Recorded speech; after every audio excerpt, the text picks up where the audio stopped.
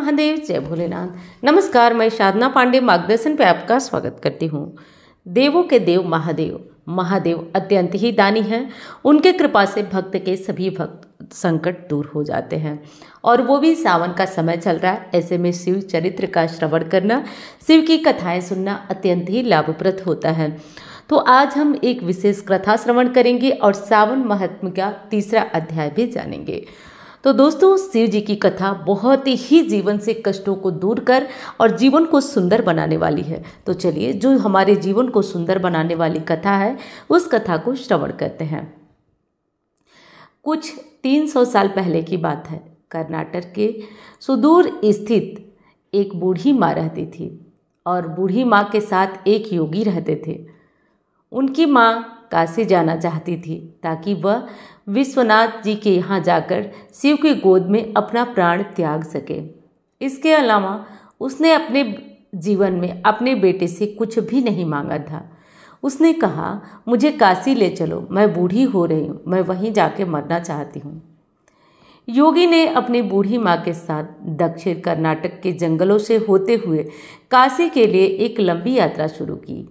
वृद्ध होने के कारण उनकी माँ का स्वास्थ्य बिगड़ गया, तो उन्होंने माँ को कंधे पर उठा लिया, और जाहिर तौर पर कुछ समय पश्चात वह कमज़ोर महसूस होने लगा।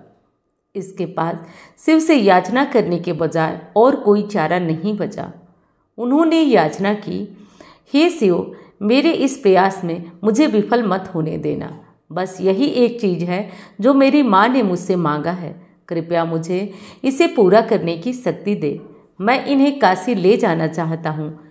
हम वहाँ जाकर सिर्फ आपके ही लिए और आपके कारण ही वहाँ जा रहे हैं। कृपया मुझे ताकत दे।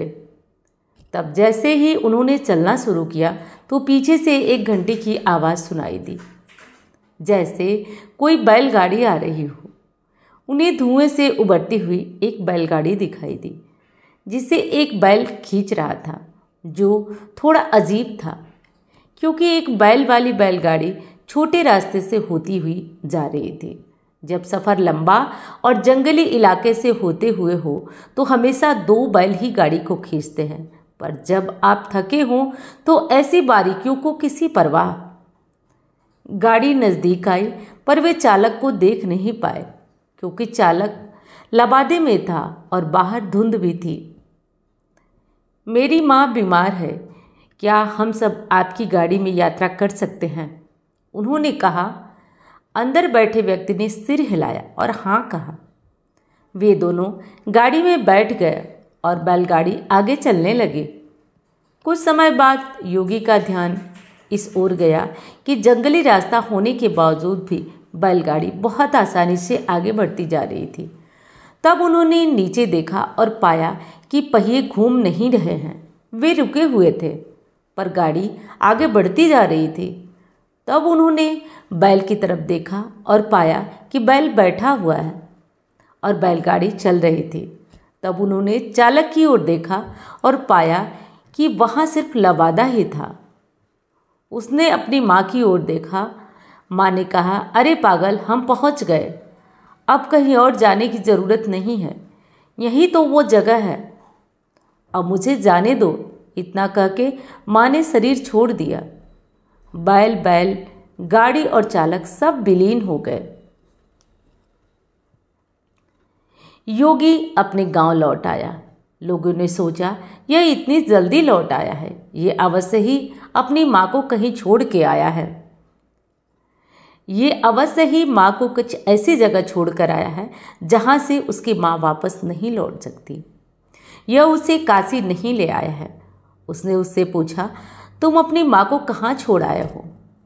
उसने उत्तर दिया, हमें वहाँ जाना ही नहीं पड़ा, शिव खुद आए थे हमारे लिए। लोगों ने कहा, क्या बकवास है? उन्होंने कहा। योगी ने उत्तर दिया, मुझे फ़र्क नहीं पड़ता कि आप क्या सोचते हैं, वे आए थे हमारे लिए और यही सच है। मेरा जीवन ज्योतिर्मय हो गया है, यह मैं अपने अंतर में जानता हूँ। अगर आप नहीं मानते तो यह आप जानें। तब उन्होंने पूछा, ठीक है, हमें कुछ ऐसा दिखाओ कि हम माने कि तुमने सच में शिव को देखा है और वे सच में तुम्हारे लिए आए थे। योगी ने कहा, मैं नहीं जानता, मैंने उन्हें नहीं देखा, मुझे सिर्फ एक लबादा दिखा और कोई चेहरा नहीं था। वहाँ कुछ नहीं था, वह खाली था। अचानक सबने देखा और वह खुद वहाँ नहीं थे, सिर्फ उनके कपड़े ही दिखाई पड़ रहे थे। वे दक्षिण भारत के महान संत बने। जहाँ भी वह जाते लोग उन्हें बिना चेहरे वाले योगी के रूप में पहचान जाते। तो दोस्तों, ये है शिव की कथा। वे अपने भक्तों के लिए हर स्थिति में उनकी मदद, चाहे जिस कंडीशन में हो, जिस परिस्थिति में हो, एक बार पुकारने पे शिव दौड़े आते हैं। बस सच्चे हृदय, सच्चे मन से आप किसी भी संकट में हो, उनका नाम पुकार कर देखिए। 3 बार शिव शिव शिव कहने से जिस परिस्थिति में है, शिव दौड़े आते हैं अपने भक्त की रक्षा करने के लिए और उसे हर तरह के संकट से बचाने के लिए। तो दोस्तों, शिव जी की यह कथा भक्त के जीवन में हर तरह से, हर परिस्थिति से संकट को टालने वाली कथा कही जाती है। तो इसलिए हर व्यक्ति को यह कथा अवश्य सुनना चाहिए। दोस्तों, यह शिव कथा भक्त को दिखाती है कि जब वह किसी संकट में होता है तो अन्य कोई देवी देवता उसकी मदद करे न करे, परंतु शिव वहाँ जरूर आते हैं अपने भक्त की मदद के लिए। अब चलिए हम सुन लेते हैं आगे क्या सावन महात्म का 3रा अध्याय। इस अध्याय में श्रावण मास में की जाने वाली भगवान शिव की लक्ष्य पूजा का वर्णन है। सनत कुमार बोले, हे भगवान, आपने श्रावण मास का संक्षिप्त वर्णन किया। हे स्वामिन, इससे हमारी तृप्ति नहीं हो रही है, अतः आप कृपा करके विस्तार से वर्णन करें, जिसे सुनकर हे सुरेश्वर मैं कृतकृत्य हो जाऊंगा। ईश्वर बोले, हे योगीश, जो बुद्धिमान नक्त व्रत के द्वारा श्रावण मास को व्यतीत करता है वह 12 महीने में नक्त व्रत करने के फल का भागी होता है। नक्त व्रत में दिन की समाप्ति के पूर्व सन्यासियों के लिए एवं रात्रि में गृहस्थों के लिए भोजन का विधान है। उसमें सूर्यास्त के बाद की 3 घड़ियों को छोड़कर नक्त भोजन का समय होता है। सूर्य के अस्त होने के पश्चात 3 घड़ी संध्या काल होती है।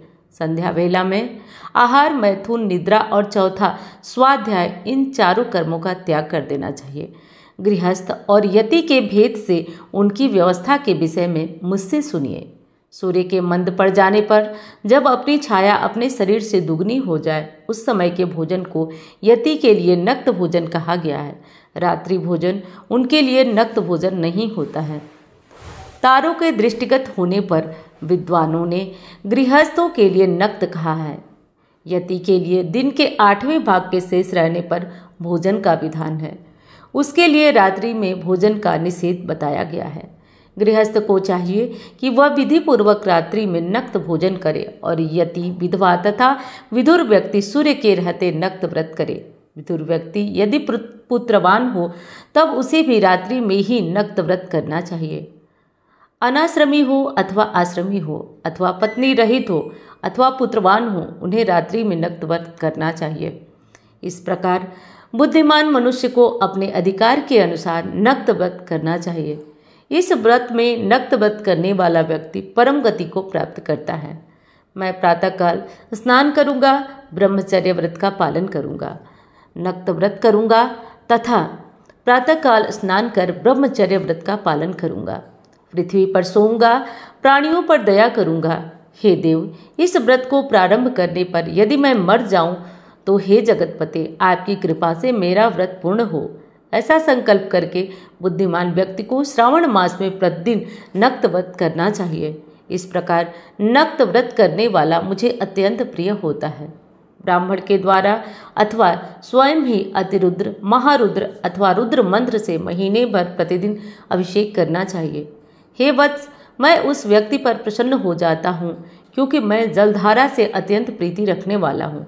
अथवा रुद्र मंत्र के द्वारा मेरे लिए अत्यंत प्रीतिकर होम प्रतिदिन करना चाहिए। अपने लिए जो भी भोज्य पदार्थ अथवा सुखोपभोग की वस्तु अति प्रिय हो, संकल्प करके उन्हें श्रेष्ठ ब्राह्मण को प्रदान करके स्वयं महीने भर उन पदार्थों का त्याग करना चाहिए। हे मुने, अब इसके बाद उत्तम लक्ष्य पूजा विधि को सुनिए।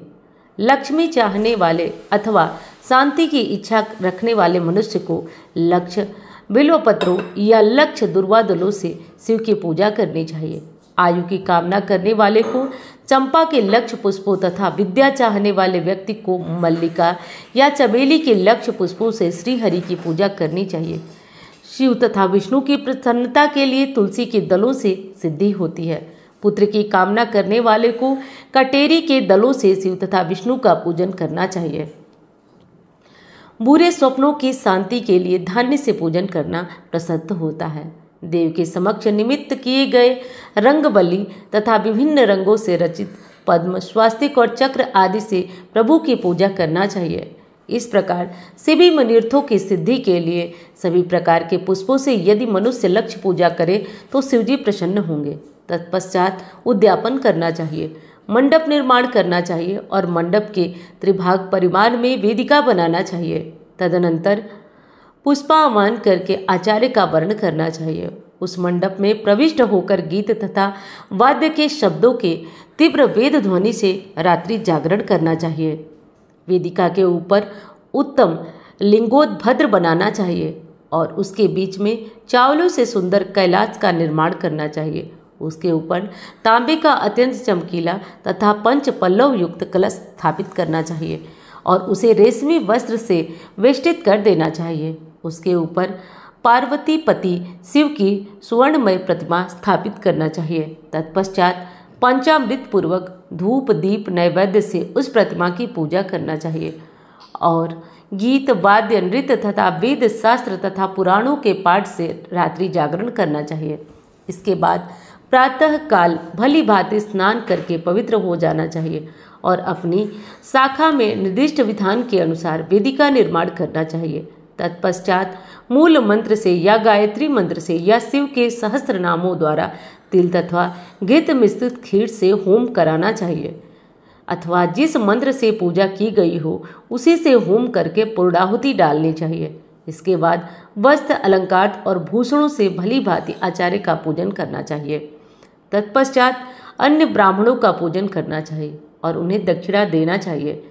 जिस जिस वस्तु से उमापति शिव की लक्ष्य पूजा की हो उसका दान करना चाहिए। स्वर्णमयी मूर्ति बनाकर शिव की पूजा करनी चाहिए। यदि दीप कर्म किया हो तो उस दीपक का दान करना चाहिए। चांदी का दीपक और स्वर्ण की वर्तिका अर्थात बाती बनाकर उसे घृत से भरकर सभी कामनाओं की अर्थ की सिद्धि के लिए उसका दान करना चाहिए। इसके बाद प्रभु से क्षमा प्रार्थना करना चाहिए और अंत में 100 ब्राह्मणों को भोजन कराना चाहिए। हे मुने, जो व्यक्ति इस प्रकार पूजा करता है मैं उससे प्रसन्न होता हूँ और उसे प्रसन्न होकर श्रावण मास में जो मेरा पूजन करता है उसको मैं अनंत गुना फल प्रदान करता हूँ। यदि आपने मेरे लिए कोई वस्तु अर्पण करने के विचार से इस मास में कोई त्यागता है तो अब उसका फल सुनिए। इस लोक में तथा परलोक में उसकी प्राप्ति लाख गुना होती है। सकाम करने से अभिलिखित सिद्धि की प्राप्ति होती है और निष्काम करने से परम गति मिलती है। इस मास में रुद्राभिषेक करने वाला मनुष्य उसके पाठ की अक्षर संख्या से एक एक अक्षर के लिए करोड़ करोड़ वर्षों तक रुद्रलोक में प्रतिष्ठा प्राप्त करता है। पंचामृत का अभिषेक करने से मनुष्य अमरत्व की प्राप्ति करता है।